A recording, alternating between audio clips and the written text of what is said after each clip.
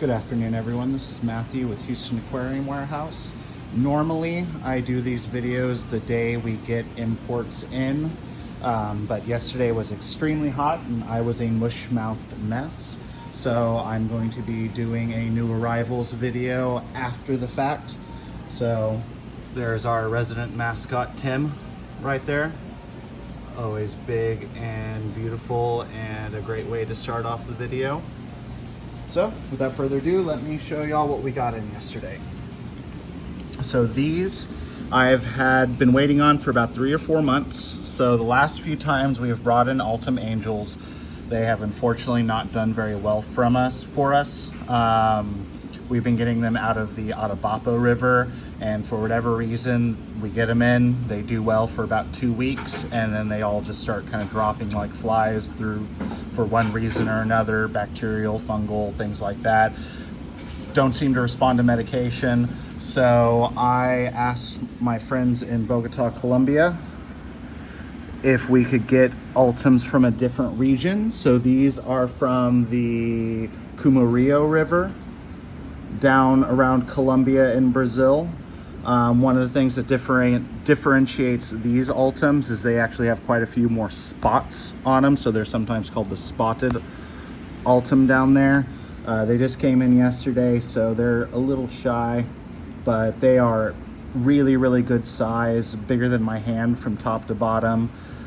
So fingers crossed that these do better for us, and if they do, then this will be our new source for Altum angelfish, because I hate bringing in these beautiful fish just to have them kind of slowly degrade in the shop.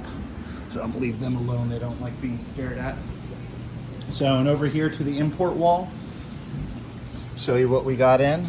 We got in a whole mess of jumbo cardinal tetras, and these guys are looking really, really good.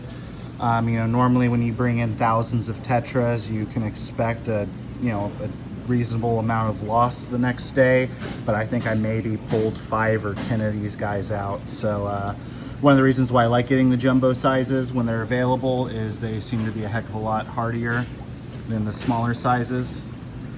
Then down over here, we got a whole bunch of Corydoras pygmaeus, or pygmy corys. Try to bring these guys in at least once a year. Super awesome little tiny nano fish, and I mean like truly nano. These things barely break a centimeter in total length at full size. They are absolutely perfect for any little like nano tanks. You could put 5 or 6 of these guys in a 3 or 5 gallon if you wanted to. Wonderful little Corydoras catfish. Always love bringing those in. Up here we have the green neon tetra, or Paracharodon similons, because everyone loves neon tetras and cardinal tetras, so we made sure to stock up on those. Same deal with these guys. I was really impressed with how well they did. Pulled out very, very few this morning. They're all already eating and shoaling, so that's always a really, really good sign. Down over here we got even more pygmy corys, and it looks like we have some bycatch cardinals in there too. Up over here, we have the Brocus agassizii, or also known as just the spotted Corydoras. As you'll notice as we go down the line, I got mostly Corydoras, A, because I love them, B, because they sell well, and C, we have been kind of lower stock on Corydoras the past couple months, so I wanted to rectify that because I know y'all love Corydoras as much as I do. Brocus agassizii, big kind of stout fish. These guys are about 1.5 to 2 inches. As they continue to color up, they'll get more of that kind of like yellow and orange blotch on their top right there underneath that black dot on their dorsal fin. Really handsome little fish, and I think we're selling them for like $6 each, so really can't go wrong with the school of these guys in a tank. Down here, something we are trying out from Colombia are these orange laser corys. Now normally you get these out of Peru, but due to some new fishing routes and some new laws, down at the very tip of Colombia is a city called Leticia, and that actually shares the border with Peru. It's all on the, in Brazil, it's all on the Amazon River. So they're actually playing around with new sources for specifically fish that typically you only got from Peru in the past. So these are the orange lasers that we would normally get from Peru, and now we are actually able to get them through our distributors down in Bogota. So I'm really excited. These guys came in, excuse me, really good size, really nice color, and very, very, very healthy. So probably one of the most striking Corydoras species. They almost look like they're you know, artificially created, like tattoo fish or glow fish or something, but this is how they look straight out of the wild. Up here, even more Corydoras, because I love cory cats. These are Brocus arcuatus, also known as the skunk Corydoras catfish. Called the skunk cory for obvious reasons. They got those two dark bars going down their spine right there.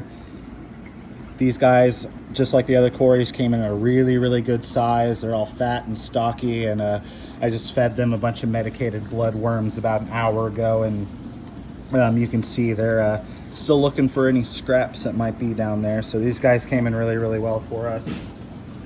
Down here we have Otocinclus trilineatus, usually mistaken for the Julii cory. They are very, very similar. There are differences in their coloration that certain experts can be kind of nitpicky about. I always order these in as Juliis, but one of the things I've come to learn when dealing with a lot of the fishermen in Colombia is they're not really taking the time to really differentiate the species. So more often than not, if you order Juliis, you'll end up with trilineatus, or sometimes even a mixture of both of them. I think there are a couple of true Juliis in here mixed in.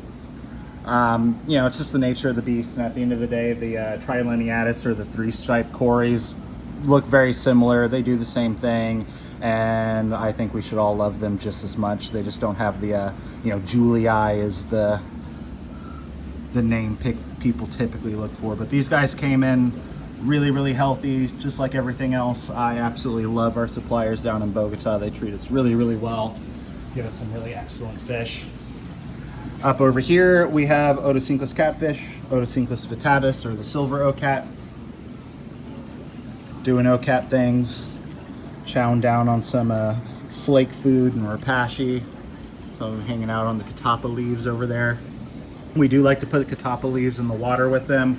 Not so much for the tannins, but they are biofilm and algae eaters, so they seem to enjoy having the leaves to munch on as they kind of break down and produce that biofilm. So we got about, I think, 2,000 Otocinclus catfish. These guys fly off out of our tanks like hotcakes. Everyone loves them. You really can't find a better algae eater in the aquarium hobby. So here in a couple days when they're ready to go, come load up if you need some.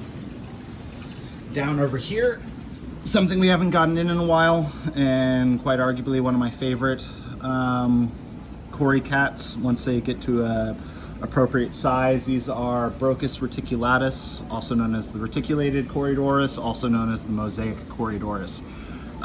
They're all looking really good. These guys are somewhat small. They're smaller than the other corys we got in. These guys are maybe about an inch long or so. As they grow, that kind of mottled pattern on their side really kind of like spider webs out, and they get this beautiful kind of iridescent bluish purple on them. They almost remind me of like the Pantanolensis corys, or the males. You know, they're not quite as striking as those, but you know, for what I think we're selling for $6 a pop. Look similar to the Pantanolensis, but they don't cost $50 a piece, and the females look just as good as the males. So absolutely love these guys. Might start calling them the poor man's Pantanolensis or something like that. You can kind of see that iridescent metallic coloration I was talking about. Really, really love these guys. And then last but not least, we have a twofer in here. Once again, really excited to be bringing in Peruvian species through our Bogota suppliers. So we have the green laser Corydoras swimming around in here. Different. What's the difference, you say, between the green laser and the orange laser? Well, the green is green, the orange is orange. These guys honestly look a little yellowy and orangey, but I assure you they are the green laser corys, and then swimming around them are some absolutely huge panda Corydoras.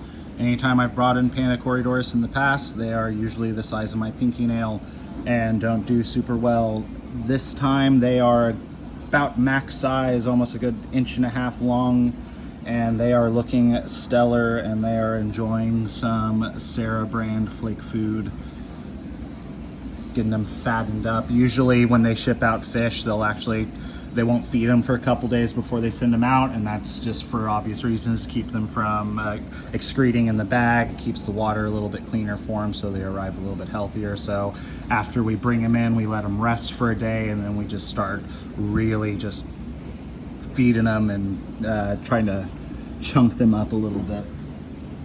So yeah, so that's everything we brought in on this import. Our next import will be midway through August, where we're going to be doing Brazil again. We'll finish the video on Tim because he's a great little guy. Actually got to see him puff up this morning. Someone made a loud noise and he didn't like it.